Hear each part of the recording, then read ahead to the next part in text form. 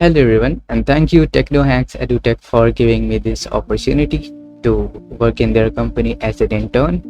And ये fourth project है जो मैंने चूज़ किया सबसे पहले करने का, जिसमें हम लोग को करेंसी एक्सचेंज का एक प्रोजेक्ट बनाना है। तो उसके लिए मैंने यूज़ किया है Next.js और ये सारी डिपेंडेंसीज़ हैं, जिसे मैंने .env यूज़ किया है, जिससे मैं अपनी API की वगैरह सब हाइड कर सकूँ।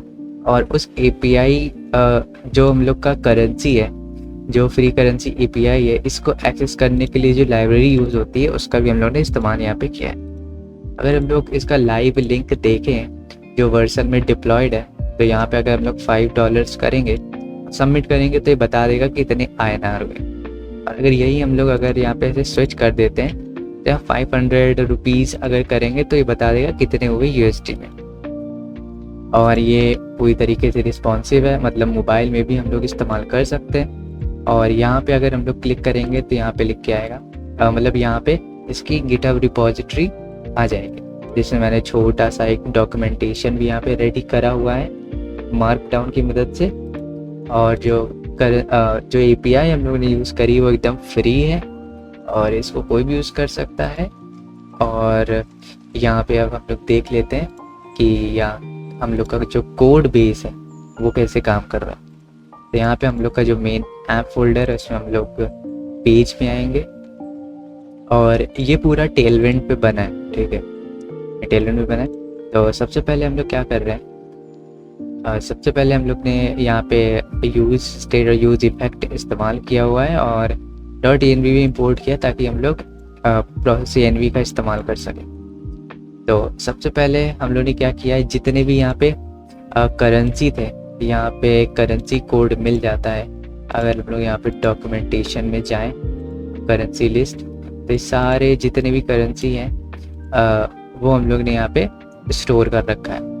फिर हम लोग ने यहाँ पे एक डिव बनाया है और ये सारी चीज़ें। और जो पहला सिलेक्ट ऑप्शन है, जो दूसरा सिलेक्ट ऑप्शन है, उसमें हम लोग ने .map का फंक्शन इस्तेमाल करके जितने भी यहाँ पे करेंसी है उन सबको ऑप्शंस में डाल दिया है। तो हम लोग उनको चूज़ कर पाते हैं और की और वैल्यू में भी वही सेम चीज़ डाल देते हैं। तो हम लोग पहला सिलेक्ट कर सकते हैं और दूसरा सिलेक्ट कर सकते हैं। तो इसी तरीके से हम लोग के ये दो तैयार हो गए। और फिर हम लोग यहाँ पे एक इनपुट एलिमेंट लेंगे और वो उसका टाइप नंबर होगा और उस पर जो भी हम लोग वैल्यू लिखेंगे वो यहाँ पे ऐसे दिखती रहेगी। और जैसे ही हम लोग यहाँ पे यहाँ पे रिज़ल्ट आता है, तो रिज़ल्ट के लिए हम लोग ने डायरेक्टली जो हम लोग का एक यूज स्टेट है जो हम लोग इस्तेमाल करते हैं एक्सचेंज रेट का रिज़ल्ट स्टोर करने में, वो डायरेक्ट यहाँ पे दिख रहा है। तो जैसे जैसे वो अपडेट होता जाएगा वो वही चीज़ यहाँ पे दिखती जाएगी। लास्ट में हम लोग ने एक सबमिट बटन बनाया हुआ है और एक हम लोग ने चेंज बटन बनाया। तो पहले चेंज बटन के बारे में बात कर लेते हैं।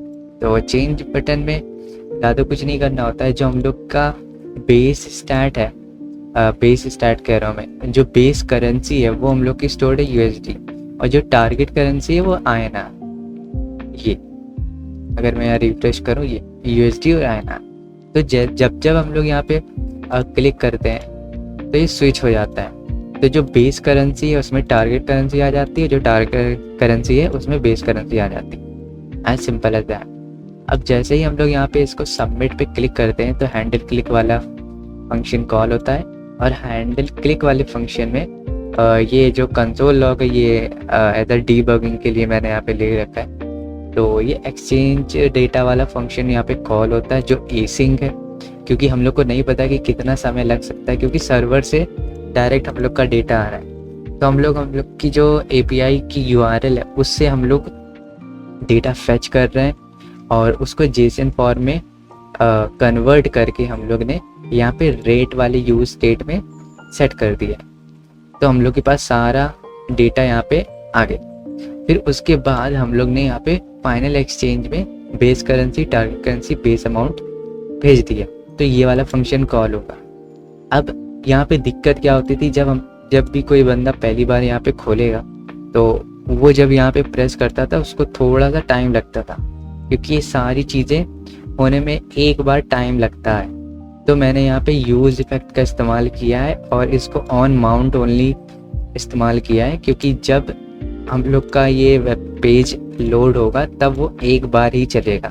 तो फर्स्ट बार चलने पे ये वापस से API URL को कॉल करेगा और यहाँ पे रेट में ये स्टोर कर दे, क्योंकि यहाँ पे डॉक्यूमेंटेशन में भी लिखा हुआ है कि ये सिर्फ 24 घंटे में ही एक बार अपडेट होती है। तो जो हम लोग का डेटा यहाँ पे रेट पे स्टोर हो रहा है वो ये है। सारा डेटा जो अपडेटेड डेटा होगा वो यहाँ पे स्टोर हो जाएगा। फिर हम लोग उसी को इस्तेमाल करेंगे फाइनल एक्सचेंज के फंक्शन में। और यहाँ पे अगर आपको नहीं पता तो जो भी करेंसी एक्सचेंज होता है वो USD के थ्रू ही होता है। मतलब सबसे पहले आप कोई सा भी करेंसी यहाँ पे एंटर करोगे, ठीक है, कोई सा भी करेंसी एंटर करोगे वो पहले USD में कन्वर्ट होगा और USD में कन्वर्ट होने के बाद हम लोग के USD फॉर्मेट में वो पैसे हो गए।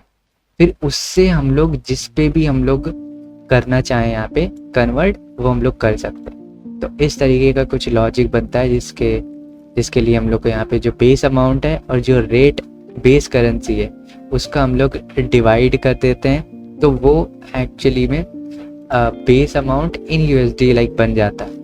फिर हम लोग को कुछ नहीं करना है, वो जो अमाउंट आया है उससे हम लोग मल्टीप्लाई कर देंगे जो टारगेट करेंसी है, और जो भी आया है वो हम लोग यहाँ पे सेट एक्सचेंज रेट में की मदद से यहाँ पे एक्सचेंज रेट रिजल्ट में स्टोर करवा देंगे। तो यहाँ पे हम लोग का अच्छे से सारी चीज़ें चल रही हैं, और जैसे ही यहाँ पे नया रिज़ल्ट आता है तो वो रिज़ल्ट यहाँ पे शो हो जाता है। तो जैसे कि यहाँ पे अगर हम लोग ऐसे करें तो जो भी आया वो यहाँ पे आ गया।